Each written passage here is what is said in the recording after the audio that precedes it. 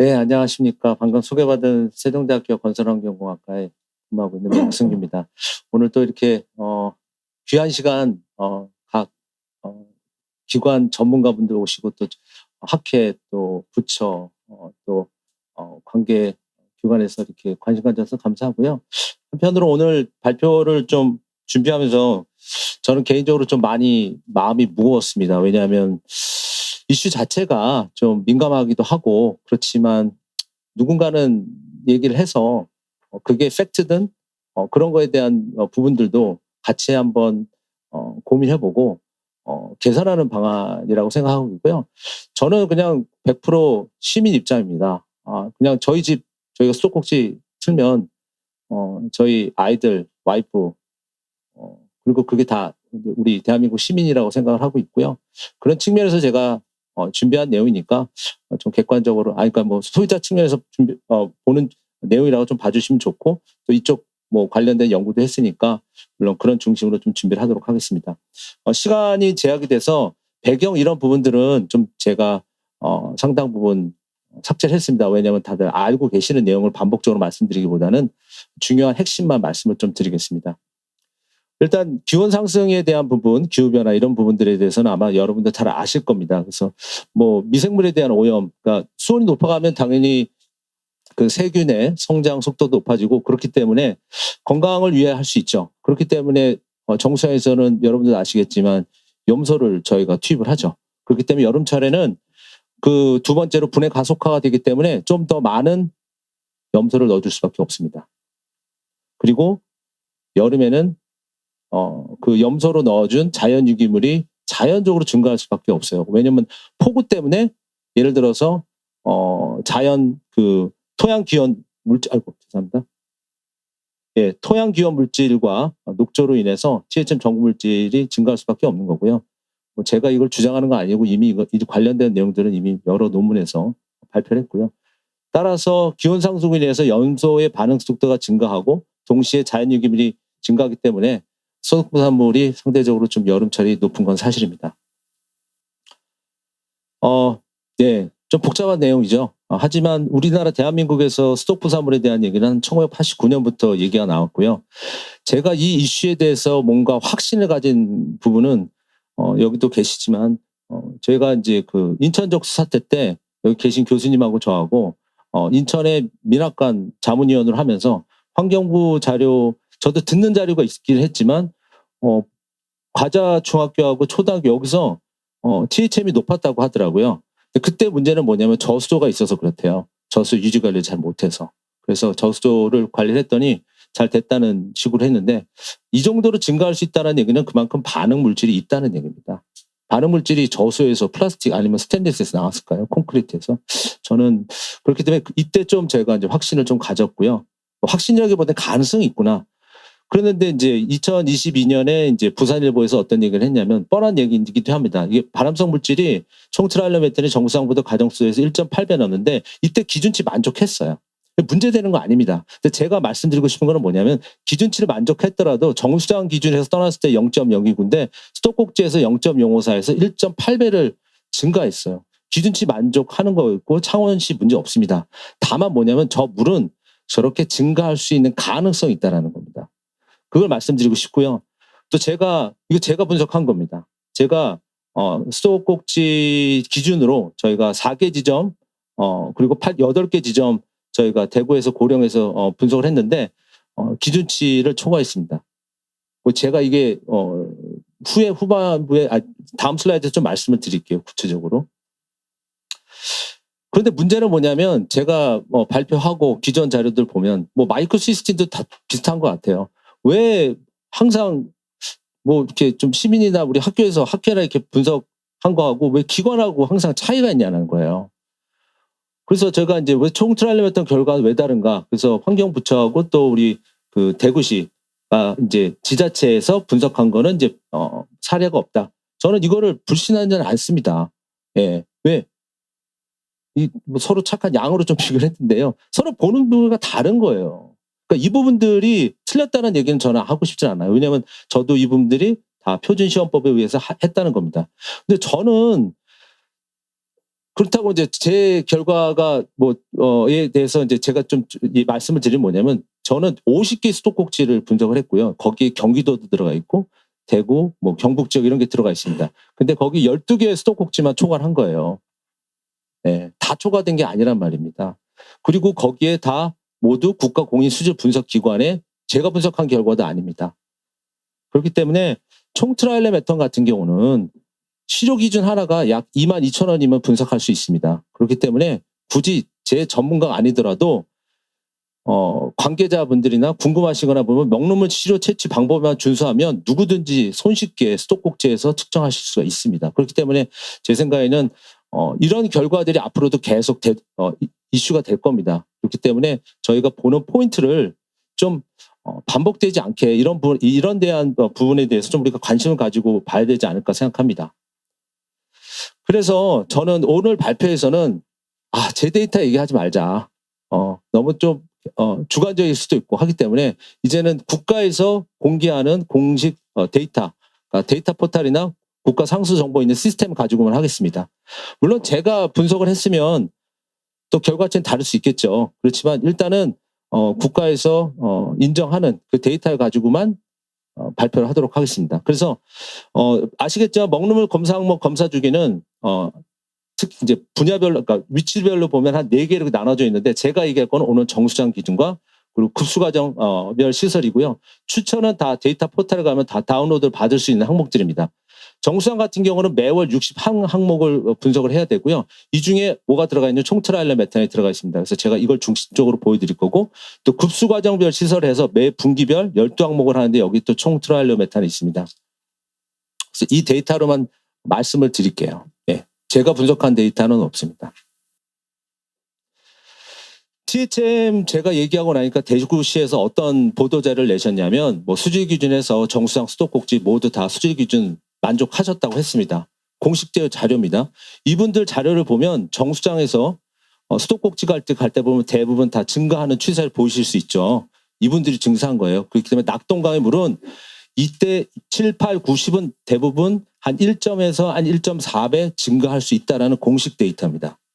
그리고 제가 2년 전에 서울시 수평이 조사에서도 서울시가 비록 원수가 좋아도 여름철이나 이런 기온이 높은 경우에 보면 한 1.4배에서 1.5배, 영등포도 보면 0.04에서 떠나서 배수지를 거쳐서 수도꼭지 가면 증가할 수밖에 없습니다.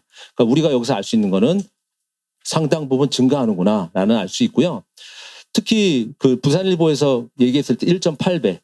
그러니까 왠지 보시면 이 증가하는 거에 대해서 팩트고요.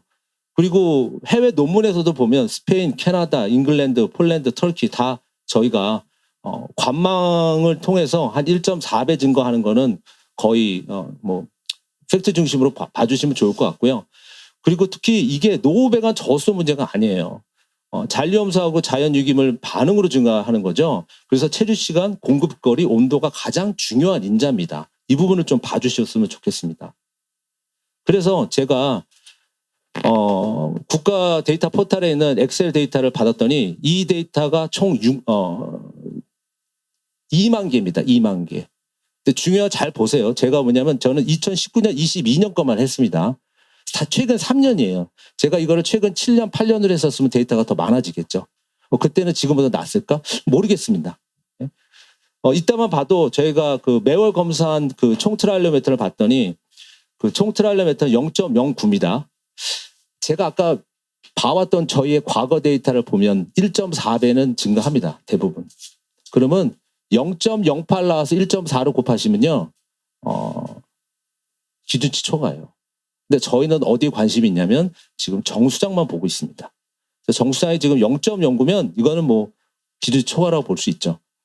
그래서 보시면 근데 의외로 저는 그래서 수원이 좀 안 좋은 이런 부분들도 있는 제가 조사했던 지역도 있지만 의외로 전라남도에서 한 61% 그다음에 경상북도 따라서 이렇게 나왔습니다.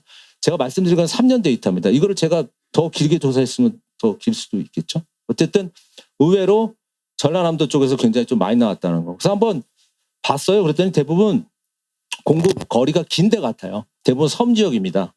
섬 지역이고요. 경상북도도 11건 정도. 그래서 제 생각에는 이런 부분들은 굉장히 좀 취약하지 않은가 생각합니다. 그래서 신안군 같은 경우도 한 12번. 제가 최근 3년이에요. 예. 이게 일시적인 현상 같지는 않고요. 아마 공급거리가 기니까 좀 그런 여지가 있고 이 물들은 그런 가능성이 있다는 얘기입니다. 0.09라고 하면. 예. 그러니까 THM이 발생될 수 있는 그런 것들이 좀 높다라는 얘기를 말씀드리고 싶고요. 해외 같은 경우 제가 이제 여름철은 한 어느 정도 증가를 하는지 좀 해외 사례를 봤어요. 그래서 해외 사례에 저희가 이제 엔값하고 출처를 쫙 말씀드렸는데 한 평균 한 1.7배까지 오르는 것 같아요.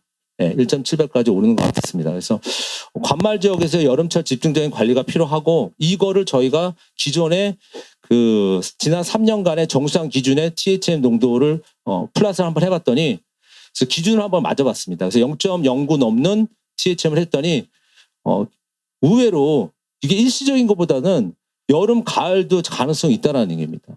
분포가 여름에만 피크가 확 오르고 그러지 않고 이 쉬운 세 곳 제가 말씀드렸던 거는 봄도 그렇고 여름도 그렇고 가을도 어느 정도 그게 높습니다. 그래서 제가 말씀드리고 여기서 강조드리고 싶은 거는 뭐냐면 비록 여름철에 높지만 가을도 봐줘야 된다는 얘기입니다. 같이 좀.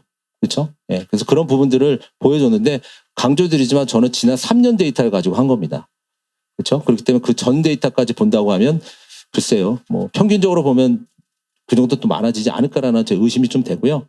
대부분 호소수에서 그 쉬운 세 곳의 그 수원지를 봤더니 호소수가 많고 그다음에 복류수, 계곡수 이런 식으로 나눠 있습니다. 그래서 뭐 우리나라가 당연히 호소수가 많이 의존하고 있기 때문에 뭐 새로운 건 아닙니다. 근데 제가 강조하고 싶은 거는 뭐냐면 복류수가 호소수에서 굉장히 우수하다. 가능하다면 복류수 취수 방법도 좋고 여기에 뭐 강변역 가설에 이런 부분들이 도입되면 더 좋겠죠. 두 번째는 급수과정별 시설로 저희가 파일을 다운로드 봐서 지난 2015년하고 2021년까지의 6만 개의 데이터를 한번 엑셀로 되어 있는 것들을 한번 봤더니 대부분 정수사에서 떠날 때보다는 관말 수도꼭지. 그래서 이 기준은 0.08입니다. 비록 이 기준은 0.08이라는 건 이제 미국 기준을 얘기한 건데 이제 미국 기준은 우리나라하고 직접적으로 비교하기는 좀 그렇 부분도 없지 않아 있습니다. 왜냐하면 거긴 연평균을 내기 때문에요. 그렇기 때문에 그런 부분이 있지만 상당히 저희가 관심을 가져야 될 거는 관말 수도꼭지에 관심을 많이 가져줘야 된다는 거를 좀 저희가 집중하는 거고요. 0.08 같은 경우도 저희 증가하는 거로 보면 절대 무시할 수 없는 농도라고 저는 생각을 하고 있습니다. 그래서 지금 보면 기준 초과하는 경우가 한 0.1 초과하는 데가 두 군데가 있었고요. 이미 이거는 뭐 강원도 인제인데 뭐 일시적으로 그때 뭐 초과할 수도 있겠죠. 그렇지만 제가 말씀드리고 싶은 거는 뭐냐면 0.08 넘는 데가 한 293건 정도 되고요. 드라마틱하게 0.1도 정말 7군데가 있고 0.099도 쉬운 한 곳, 0.089, 233곳 있습니다. 제 생각에는 이런 것들 한 번이라도 우리가 좀 검토를 해보면 좀 의미 있지 않았을까라는 생각이 들어요. 좋은 데이터를 부처에서 잘 정말 관리를 해주셔서 어떻게 보면 저는 그 부분을 정말 칭찬하고 잘 해주고 싶다고 칭찬드리고 싶은 게 뭐냐면 저 같은 그냥 민간인이 들어가서 이런 거를 분석하고 좀 문제가 있으면 개선할 수 있는 방안도 같이 좀 고민할 수 있는 그런 기회가 이런 데이터가 오픈되어 있었으니까 저는 가능했었다라고 생각을 합니다.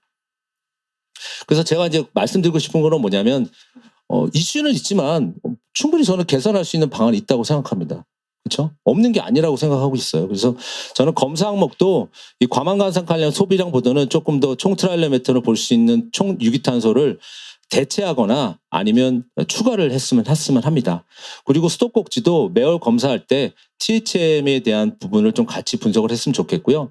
급수과정별 같은 경우도 기온 높은 시기하고 공급거리 기준해서 정말 좀 어려운 부분이지만 시민들이 사용해야 될 부분이잖아요. 그래서 그런 부분에 대해서는 저희가 조금 수도꼭지에 대한 관심을 가지고 많이 좀 집중적으로 저희가 봐야 되고요.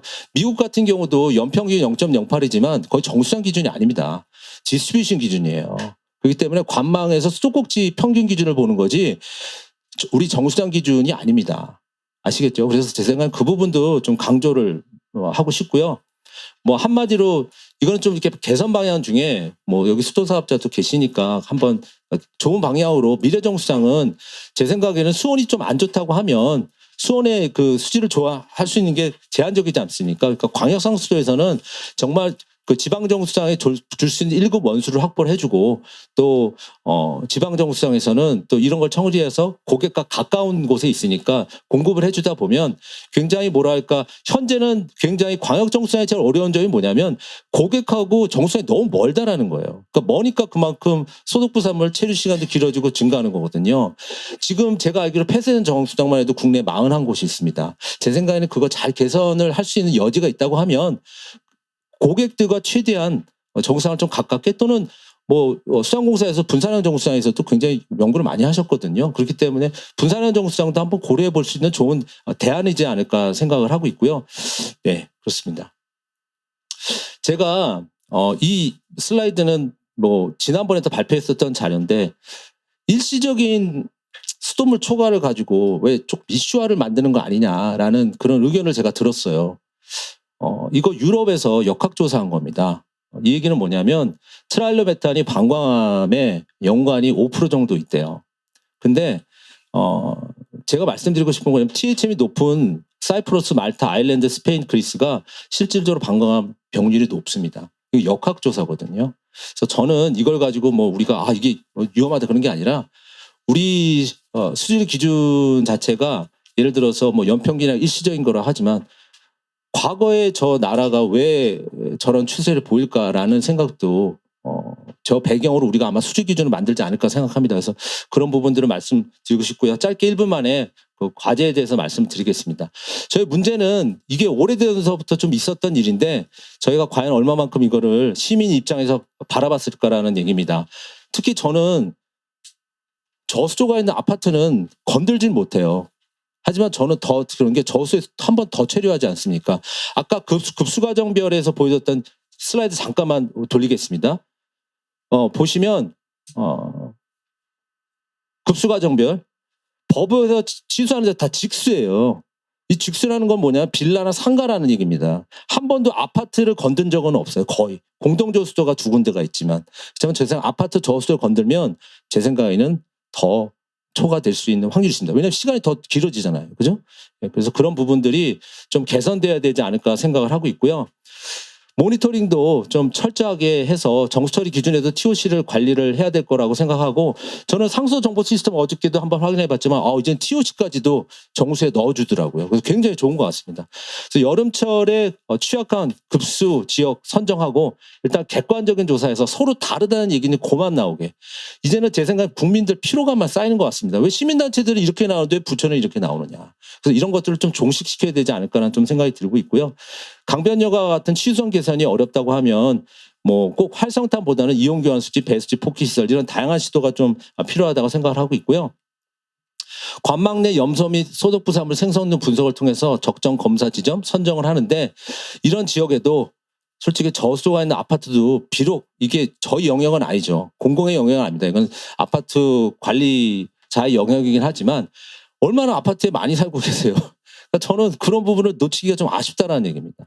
그래서 미래정수장 같은 경우는 대부분 시민들과 공급거리를 좀 줄이는 걸 줄여서 신선한 수돗물을 공급을 해서 하는 게 좋을 것 같고요. 저는 환경부에서도 국가수도기명부에게 이런 생산 공급 전과정 스마트 관리 많은 노력을 하고 계세요. 많은 노력을 하시고 계신데 이런 스마트 관리 디지털 트윈 탄소 저감도 모두 꼭 필요한 정책이지만 저는 국민의 안전에 그 수돗물 공급은 모든 것을 다 초월하는 최우선 과제라고 생각합니다. 그래서 이를 위해서 좀 다 같이 좀 고민하고 관심과 좀 투자가 절실히 필요하지 않을까 생각합니다. 네, 감사합니다.